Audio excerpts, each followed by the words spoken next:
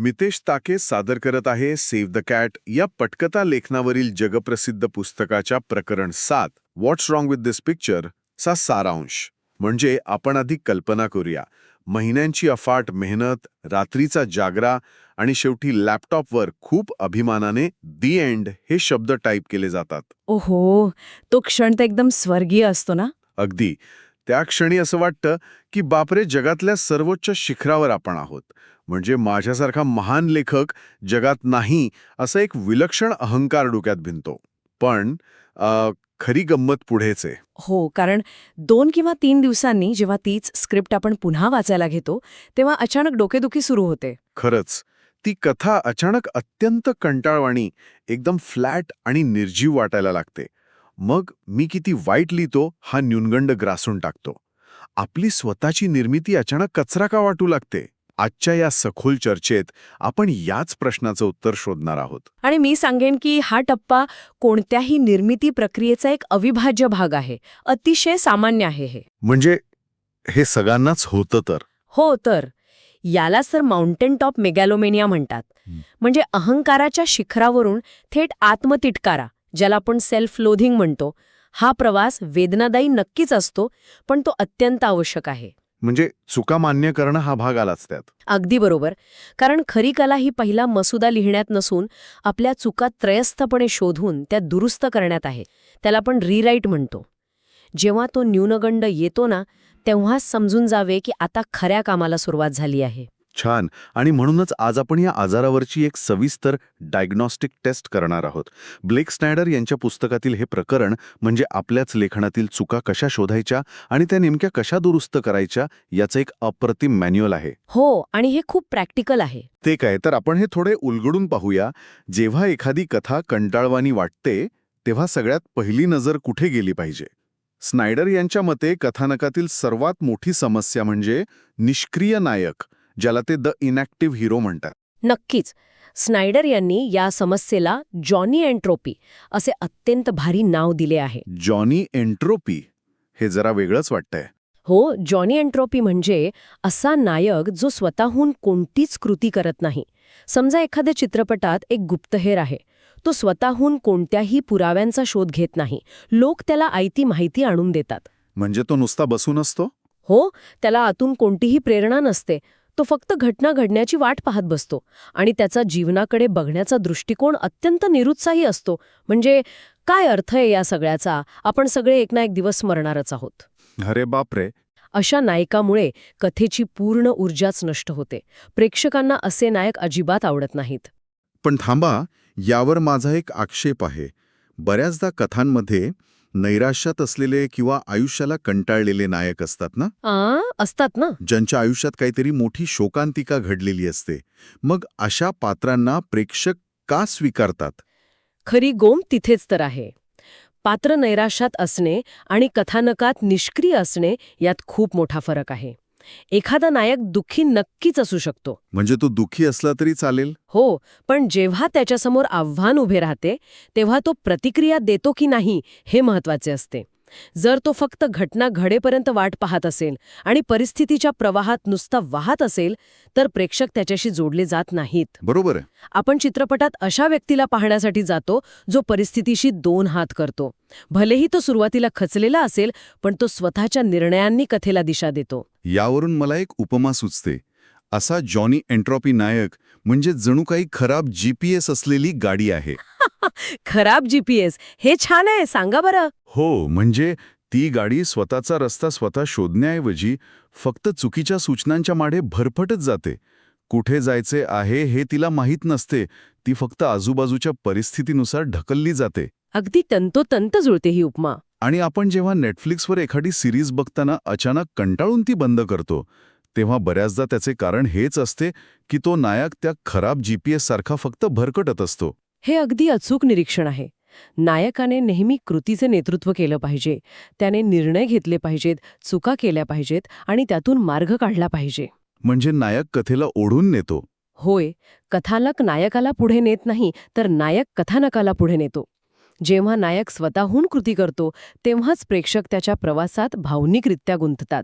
आता जर नायक निष्क्रिय असेल तर तो काय करेल? तो कृती करण्याऐवजी फक्त एका जागी उभा राहील आणि गप्पा मारेल. आणि इथूनच आपण संवादांमधील चुकांकडे वळतो. हो, ही खूप मोठी चूक आहे. नवख्या लेखकांची दुसरी सर्वात मोठी चूक म्हणजे टॉकिंग द प्लॉट. होय, जेव्हा कथेतून कृती गायब होते तेव्हा लेखक संवादांचा आधार घेतात.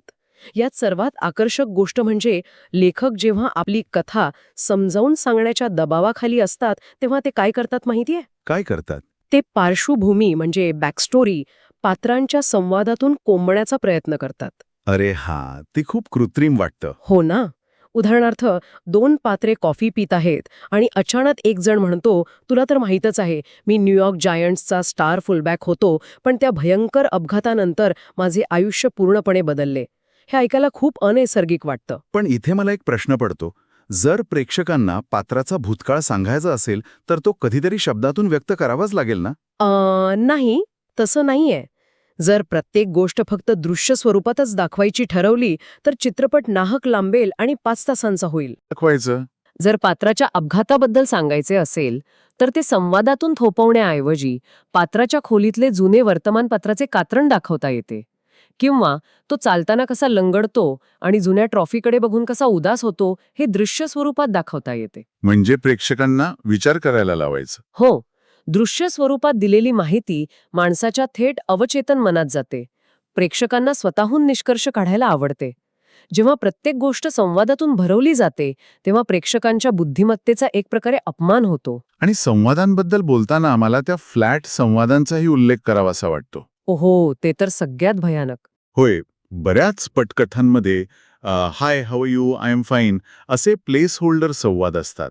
हे संवाद कोणीही बोलू शकते आणि त्यामुळे पात्रांचा मूळ स्वभाव लपून राहतो. त्याहूनही वाईट गोष्ट म्हणजे हे संवाद कथेला कुठेही पुढे नेत नाहीत. जर पटकथेतील एका पात्राचे संवाद दुसऱ्या पात्राच्या तोंडी दिले आणि तरीही ते अगदी तसेच वाटत असतील तर संवादांवर अजून खूप काम करण्याची गरज आहे. म्हणजे प्रत्येकाची वेगळी शैली असली पाहिजे. अगदी प्रत्येक पात्राची विचार करण्याची आणि बोलण्याची एक विशिष्ट लय असली पाहिजे. संवादातून पात्राचा दृष्टिकोन, त्याची सामाजिक पार्श्वभूमी आणि मानसिकता स्पष्ट व्हायला हवी. आता संवादावरून पात्रांच्या ओळखीकडे येऊया, कारण इथेच खरी रंजक गोष्ट सुरू होते. एखाद्या पटकथेत नायक आणि खलनायक सोडले तर अनेक दुय्यम पात्रे असतात ना? हो, खूप असतात. बँक मॅनेजर, हॉटेलचा वेटर किंवा ऑफिसमधला एखादा सहकारी. ही सारी पात्रे एकमेकात मिसळून जाण्याची शक्यता खूप असते, कारण पटकथा वाचताना पानावर चेहरे नसतात, फक्त शब्द असतात. आणि याचा प्रेक्षकांच्या किंवा वाचकांच्या मेंदूवर एक अतिरिक्त भार पडतो. हो, लक्षात ठेवायला कठीण जातं. हो ना, जेव्हा आपण अनेक नवीन चेहरे किंवा नावे बघतो तेव्हा त्यांना लक्षात ठेवणं कठीण जाते. म्हणूनच स्नायडर यांनी a limp and an eye patch या तंत्राचं महत्त्व स्पष्ट केले आहे. लंगडणे आणि डोळ्यावरची पट्टी हे तंत्र नक्की कसे काम करते? यामागे एक अत्यंत भक्कम मानसशास्त्रीय कारण आहे. जेव्हा आपण एखाद्या पात्राला एक विशिष्ट दृश्य खूण देतो तेव्हा प्रेक्षकांच्या मेंदूवरील ताण कमी होतो. अच्छा, म्हणजे ओळखायला सोपं जातं. हो, त्यांनी रिअली मीन गर्ल्स या चित्रपटाच्या उदाहरणाचा संदर्भ दिला आहे. त्यात एका दुय्यम पात्राला, जो एक तरुण मुलगा आहे, केवळ दाढीचा एक छोटासा पट्टा दिला होता, ज्याला सोल पॅच म्हणतात. हां, तो छोटा दाढीचा भाग. हो, आणि तो नेहमी काळे टी शर्ट घालतो असे वर्णन केले होते. या छोट्याशा बदलामुळे ते पात्र वाचकाच्या मनात ठळकपणे कोरले गेले. पण इथे थोडा विरोध करावासा वाटतो. ही एक प्रकारची कृत्रिमता किंवा फेक आर्टिफिस नाही का? तुम्हाला असं वाटतं का? हो ना, आपण पात्रांवर फक्त वरवरची वैशिष्ट्ये लादत आहोत का? म्हणजे तो मुलगा वेगळा दिसावा म्हणून फक्त काहीतरी चिटकवून दिलं असं नाही वाटत? पात्रांची ओळख त्यांच्या कृतीतून यायला हवी ना? हा संभ्रम निर्माण होणे स्वाभाविक आहे. पण स्पष्ट करायचे झाल्यास ही कृत्रिमता नसून हे एका उत्तम लेखकाचे शॉर्टहँड आहे. शॉर्टहँड म्हणजे कमी वेळेत जास्त सांगणे. अगदी. चित्रपटाच्या मर्यादित वेळेत प्रत्येक दुय्यम पात्राचा भूतकाळ आणि मानसिकता सविस्तर दाखवणे शक्य नसते. त्यामुळे अशा व्हिज्युअल क्ल्यूजची नितांत गरज असते. बर. आणि महत्वाची गोष्ट म्हणजे ही वरवरची वैशिष्ट्ये पात्राच्या अंतर्गत व्यक्तिमत्वाशी सुसंगत असावी लागतात. तो दाढीचा छोटा पट्टा त्या मुलाची स्वतःला कूल किंवा बंडखोर दाखवण्याची अंतर्गत धडपड व्यक्त करतो. हां, आता समजलं. म्हणजे ते पात्राचाच एक नैसर्गिक भाग वाटते. होय. हे अगदी पटण्यासारखे आहे. पात्रांचे बाह्यरूप आणि त्यांचे संवाद स्पष्ट झाल्यावर आता आपण त्यांच्या भावनिक प्रवासाबद्दल म्हणजेच कॅरेक्टर आर्कबद्दल चर्चा करूया. हो, हा खूप महत्वाचा भाग आहे. Schneider take a step back या नियमावर खूप भर देतात. यामागे एक अत्यंत सुंदर आणि सखोल विचार आहे.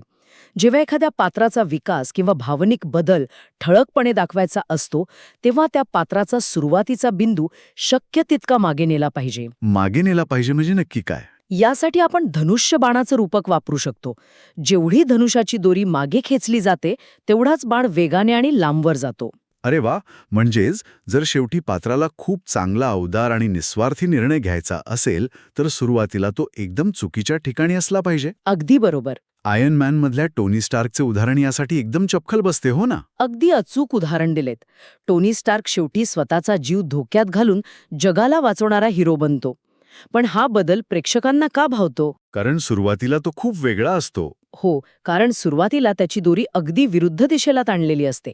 तो एक अत्यंत गर्विष्ठ, स्वार्थी आणि पैशांसाठी शस्त्रास्त्रांचा व्यापार करणारा अब्जाधीश दाखवला आहे. बरोबर. जर तो सुरुवातीपासूनच थोडाफार चांगला किंवा समाजसेवक असता तर त्याच्या भावनिक प्रवासात काहीच थरार उरला नसता.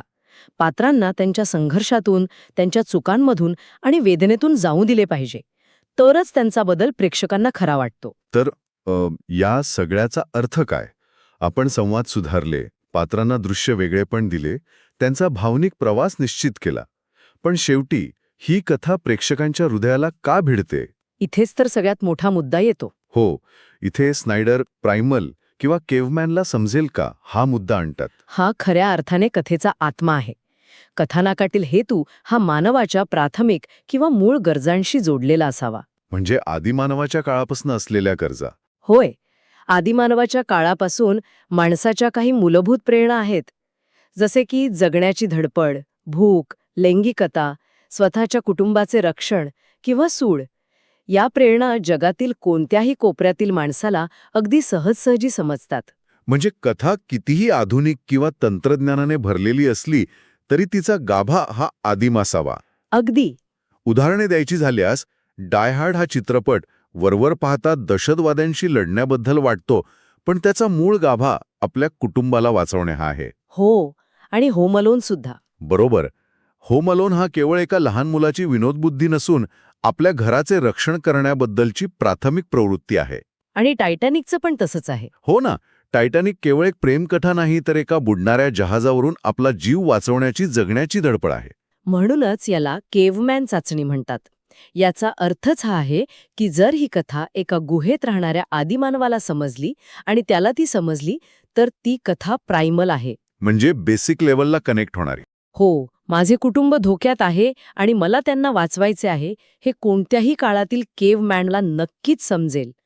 जर कथेचा हेतू अतिशय गुंतागुंतीचा, केवळ बौद्धिक किंवा राजकीय असेल तर तो तळागाळातील प्रेक्षकांशी जोडला जात नाही. आतापर्यंत आपण ज्या त्रुटी पाहिल्या त्या सगळ्यांची एक सखोल चाचणी करून पाहण्याची वेळ आली आहे. हो, ती फायनल टेस्ट. स्नायडर यांनी इज इट ब्रोकन या शीर्षकाखाली एक प्रकारे संकटात सापडलेल्या पटकथीवर उपचार करण्याची पद्धत सांगितली आहे. जसे एखादे गाडीचं इंजिन खराब झाल्यावर मेकॅनिक एका समग्र दृष्टिकोनातून सर्व भाग तपासून पाहतो, तशीच ही एक डायग्नॉस्टिक सिस्टम आहे. होय, आणि ही चाचणी रेषीय प्रश्नांची यादी नसून एका समग्र विश्लेषणाची प्रक्रिया आहे. म्हणजे सगळे पैलू तपासायचे. हो, सर्वात आधी लेखकाने हे तपासले पाहिजे की गाडीचा ड्रायव्हर सीटवर कोण बसले आहे. म्हणजे आपला नायक खरोखर नेतृत्व करत आहे की तो जॉनी एन्ट्रॉपी सारखा फक्त बाजूच्या सीटवर बसून आजूबाजूला बघत आहे आणि परिस्थितीत त्याला ढकलत आहे. अगदी बरोबर. आणि ड्रायव्हर सीटवर नायक असेल तर तो रस्त्यावर बघून गाडी चालवतोय की नुसता प्रवाशांशी बडबड करतोय. हा, म्हणजे पात्रे कथानक फक्त बोलून दाखवत तर नाहीत ना. हो, तेच. शो डोंट टेल या नियमाचं पालन होत आहे की नाही हे पाहणे महत्वाचे ठरते. त्यासोबतच समोरून येणारी अडचण किती मोठी आहे. म्हणजे खलनायक. हो, तुमचा खलनायक पुरेसा वाईट किंवा तगडे आव्हान देणारा आहे का? कारण नायकाची उंची नेहमी खलनायकाच्या ताकदीवर अवलंबून असते. जर अडचणच छोटी असेल तर नायकाच्या प्रवासाला काहीच अर्थ उरत नाही. कथेच्या वेगाबद्दलही इथे तपासणी करावी लागते ना. हो, नक्कीच. मध्यंतरानंतर म्हणजेच मिड पॉइंट नंतर कथानक अधिक वेगवान आणि तीव्र होत आहे का? अनेकदा कथेचा वेग मध्यंतरानंतर अचानक मंदावतो. आणि त्याचवेळी भावनांची तपासणीही आवश्यक आहे. कथानकात भावनिक चढउतार आहेत की ते एकाच भावना पातळीवर अडकले आहे. प्रेक्षकांना एकाच वेळी हसणे, रडणे आणि भीती वाटणे या सर्व भावनांचा अनुभव मिळतोय का? तिथेच तर संवादांची भूमिका महत्वाची ठरते. संवाद कंटाळवाणे किंवा फ्लॅट तर नाहीत ना? हो, प्रत्येक पात्राचा स्वतःचा असा वेगळा आवाज आहे का, की सगळे पात्रे फक्त लेखकाचाच आवाज प्रतिध्वनित करत असल्यासारखे वाटतात? आणि दुय्यम पात्रांचे काय? हो, जे इतर दुय्यम लोक या प्रवासात भेटतात ते लक्षात राहतात का?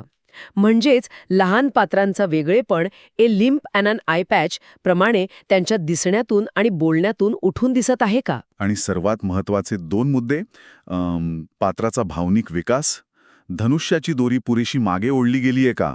हो, नायकाचा प्रवास शक्य तितक्या मागून सुरू झाला आहे का, जेणेकरून त्याचा शेवटचा बदल प्रभावी वाटेल? आणि कथेच्या मुळाशी जो हेतू आहे तो प्राइमल किंवा प्राथमिक आहे का? तो त्या केवमॅनला समजेल असा आहे का? जर आपण याच्या मोठ्या संदर्भात विचार केला तर हे सर्व प्रश्न म्हणजे पटकथेचे प्राण वाचवणारे संजीवनी मंत्र आहेत. हो, खरंच. लेखकाने आळसीपणा न करता त्रयस्थ भूमिकेतून आपल्या कथेत सुधारणा करणे अत्यंत आवश्यक आहे.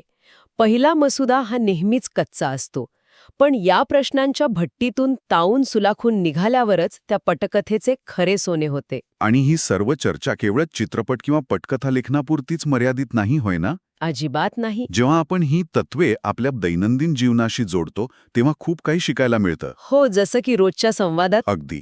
आपण ऑफिसमध्ये एखादा प्रेझेंटेशन देतो किंवा मित्रांना एखादा किस्सा सांगतो, तेव्हा ऐकणारे कंटाळून जांभया का देतात? कारण आपण फ्लॅट संवाद वापरत असतो. बरोबर. किंवा आपली माहिती दृश्य आणि रंजक स्वरूपात मांडण्याऐवजी नुसती बोलून दाखवत असतो. म्हणूनच प्रभावी संवादासाठी आणि उत्तम सादरीकरणासाठी ही तत्वे समजून घेणे सर्वांसाठीच फायद्याचे ठरते. आपण जेव्हा कोणतीही माहिती सादर करतो तेव्हा त्यात एक भावनिक चढउतार असावा लागतो. जाता जाता एका नवीन पैलूवर विचार करूया. आपण नेहमी दुसऱ्यांच्या कथांचं मूल्यमापन करतो. आपण टीव्हीवर बघताना चुका काढतो. पण आपण स्वतःच्या आयुष्याच्या कथेवरी इज इट ब्रोकन चाचणी लावून पाहिली तर? अरे वा, हा खूपच खोल विचार आहे. आपण आपल्या आयुष्यात सक्रिय नायक आहोत की परिस्थितीच्या लाटेवर वाहत जाणारे नुसते प्रवाहपतीत आहोत? म्हणजे आपण जॉनी एंट्रॉपी तर नाही ना? होय. आपण स्वतःचे रस्ते स्वतः शोधत आहोत की एखाद्या खराब GPS सारखे चुकीच्या दिशांच्या मागे धावत आहोत? हा प्रश्न स्वतःला विचारणे खूप गरजेचे आहे. आणि सर्वात महत्वाचे, आपला रोज सकाळी उठण्याचा मूळ हेतू खरोखर प्रायमल आहे का? या प्रश्नांवर नक्की विचार करा. पुन्हा भेटूया या पुस्तकाच्या प्रकरण 8चा सारांश ऐकण्यासाठी. नमस्कार.